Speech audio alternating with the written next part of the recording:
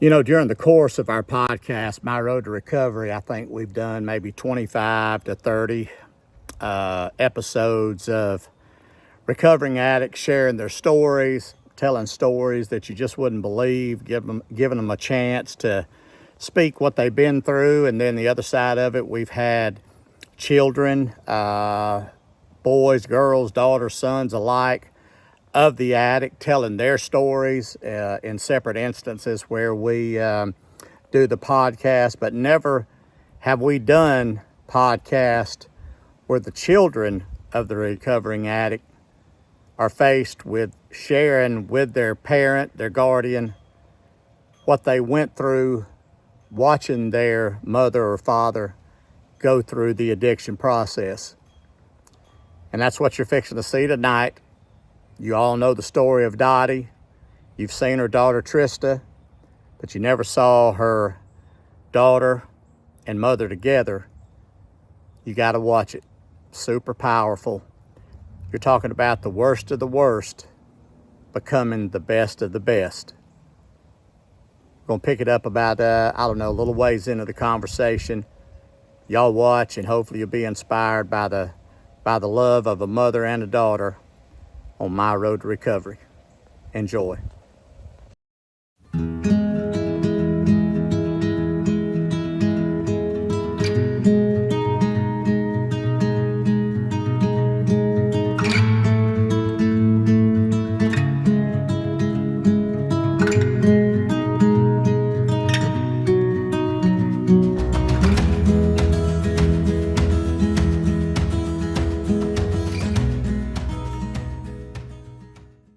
Wonder like how, I don't know, sometimes how we were so lucky to have kids that were so forgiving and understanding, because I don't know that I would have been in that same situation with my family, and I just think it's amazing to see how they got there, and imagine what your grandkids are going to be like. I mean, you're raising some amazing people. They're going to be amazing humans, just because of the giving heart and just the empathy. And I think it's just amazing. I don't know. Like I said, if I was in your shoes, I don't know if I could have done it. And I'm not that I telling wouldn't you. have wanted to, because I would have wanted to been that And person. it was a I didn't care that I didn't want to. That was the life. problem. I mean, I had no feeling whatsoever. I mean, I was as numb as you could be. I didn't care if he breathed, lived, died. I Okay. just didn't care at that Yeah. time. So I never would have thought I was able to Forgive. forgive. No, Lord, no. But boy, when I Does a did, sense of love come after that, though? Like after you was able yeah, to oh my forgive? God, it's So the most then- emotional thing in the world. Like I fell in Really? love with my dad again. Yeah, Like it right was your there. dad again, like Yeah, previous to absolutely. any substance. First time, yeah, because I Really? hadn't talked to him up till 3 years before that. And then when I went and stayed with him while he was sick, and then man, it just all of a sudden.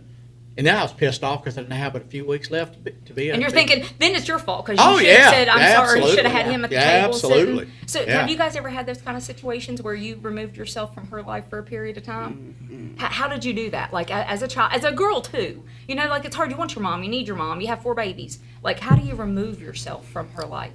How do you do that? It was Mother's Day, and we were having a dinner, and she was so high. And the kids are like tapping me like, Mom, Gigi. So I'm like, okay. And I had my friends there, everybody's there. And one little thing I said, she started talking to me like I was like 2 years old. She's like, shut up, I'm your mother. Da, da, da. I'm like, we're not doing this. You gotta go. This is it. Last straw for me. You gotta go. Until you can get it together, you can't be around my kids. I can't let them see this. You're their grandma. They shouldn't have to see you like this. They don't understand this. So that's when I told her, like, I'm done until you get help. I can't do anymore. How long was it before you saw her again? I was terrified every day. It was probably only like 3 or 4 weeks. Seemed like an eternity, huh? Every day. I'm like, Dominic, can you go check on Mom, see if she's alive? Because I'm not going in the house. Like, I had to keep that boundary. And my brother kind of lived there still, so he would go in. He's like, I tapped her, I shook her, she's still there. And then she called me and said she wanted to go. So she went, and that was the last time she went, thank God. So how do you put them feelings aside and see if this is the last time? Did you wait every day just to see if she left treatment, if she went back out and used? And how, I couldn't imagine from a child's perspective, even an adult child, I don't know how that is, because your life don't go on hold because Mom's still doing her Right. shit. Like you still got to work, you still got to take care of things and do what you have to do. Like, do you just like fall in the bed at night like an emotional mess, or do you just turn it off and walk She away? called me a couple of times and told me she was leaving, and I said, that's on you. I'm not picking you up. I called everybody that she would call. And I said, if any of you pick her up, It's I will on. never speak to any of you ever again. And everybody told her no, and she kept going, but she kept trying dumb shit like Mountain Dew. She was pissed off about. She's about to beat up the worker because of Mountain Dew. No, And I'm I already know. I did Yeah, like a history of this. Like I'm like, hey, you ain't not leaving walking out of here on Christmas Yeah. Eve. Well, Yeah. I'll be Yeah. back. I'm That good. was I'm like, another I'm one. gonna kill you. Yeah. But it's hard. Those moments are hard, and I don't know where you get that strength from, because I don't know that I could do that. And if I removed myself from like my parents or my mom or dad, I don't know if I could go back, because what if they go back out? I don't know how my kid loves me. I'll never know. I have no idea, because I would be scared to death. that fear is still there every day. It doesn't even Yeah. go away. I mean, it's a lot less than it was probably 2 or 3 years ago. Yeah. But just even little things like when she got sick, I got scared. I'm like, oh my God. Yeah. Like that fear doesn't go away, because for so long, that's how it always was. It was always going back. She'd have 2 or 3 year clean times here and there. But never like this. This time is different than all the other times. Like, it's different. I don't know if one of the biggest things that caused me the most anxiety, and we talked about it before, was living day to day with your dad telling you sober, never gonna drink again, never gonna drink again, it's over, finally put them demons to bed. And every time the phone would ring, he was fine, but every time I'd answer the phone, then that one time when I heard the slurring of the words, Oh wow, gut punch. the slurring of the words, I had to start all over. And you know, you can only start all over so many times until you don't want to start all over anymore.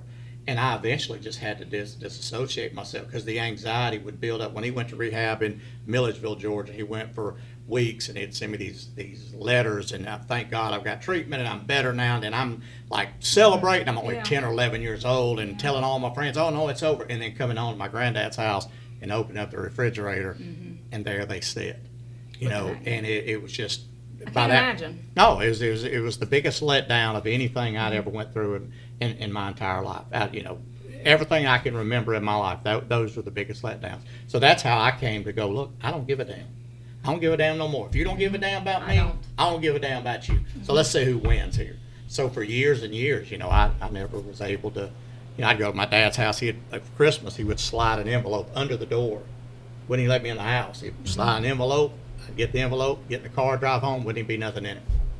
You know, it was, just how it was. yeah, I mean, how you love somebody that'll do you that way. I mean, it's hard to, I'm sure going through, you know, you got kids, you got grandkids, you're thinking, if she don't want to love them, then I can't love her, you know. So it was brutal. I just know there's got to be a lot of adults out there that were the younger children, and now they're the adult, and their family members still in recovery or in and out. And I just don't know.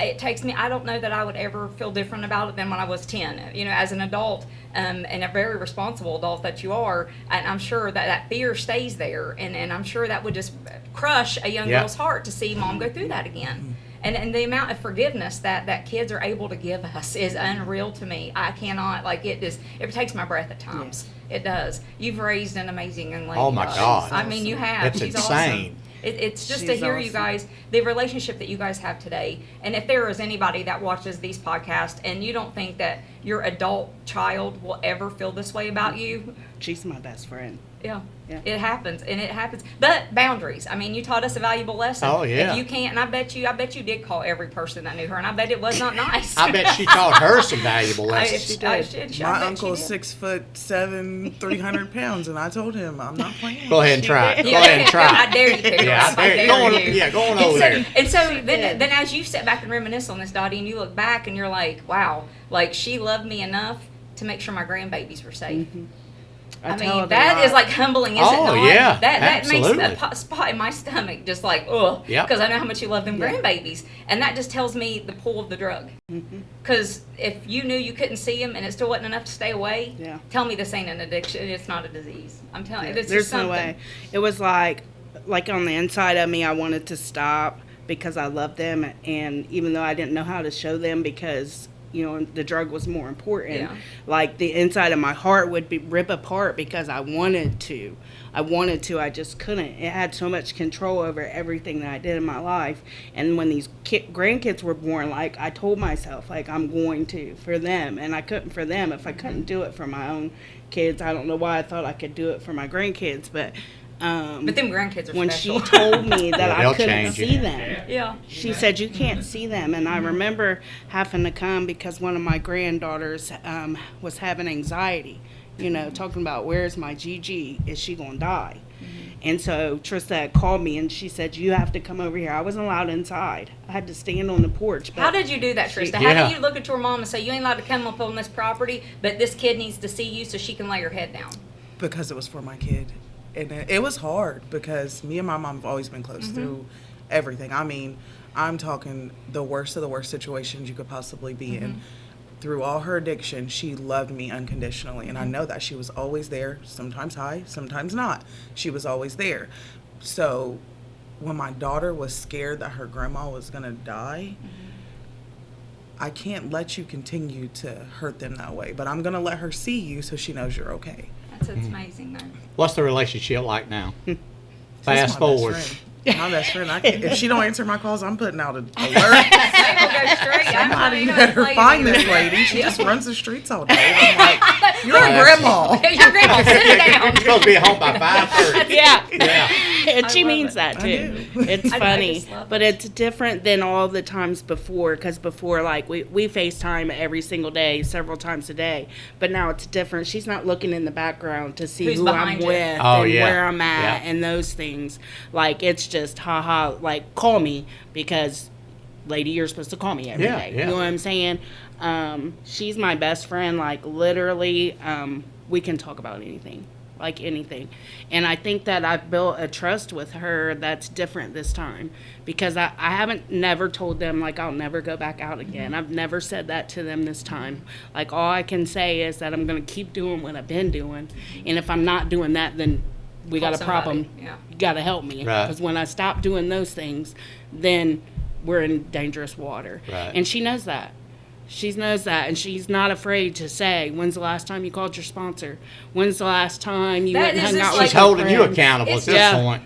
We're raising a whole new generation of kids and people that was never. Could you ever imagine like somebody in your family that was an addict saying that to you, like, hey, or you telling them, like, hey, when's the last time you called your sponsor? Never. Like I had Never. several uncles that were all alcoholics, Yeah. Oh, and I yeah. mean I didn't know what that meant.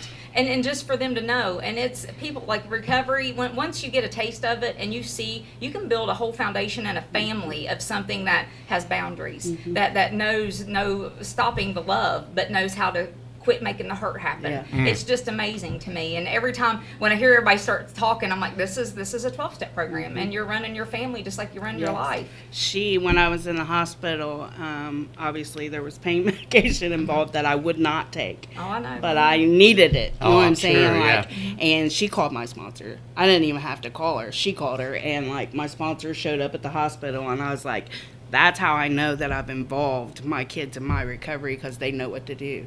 They Man, know this to is- call them. But this is how people stay sober, and Yeah. people want to know like what's the magic sauce, what's the special secrets. Right here, you're open, Yeah. you talk about it, you invite them in, and then you explain to them what's going on. And now she understands. She holds you accountable. There's boundaries there. She makes sure her kids are taken care of, and I think it's amazing. And this right here is what recovery is about.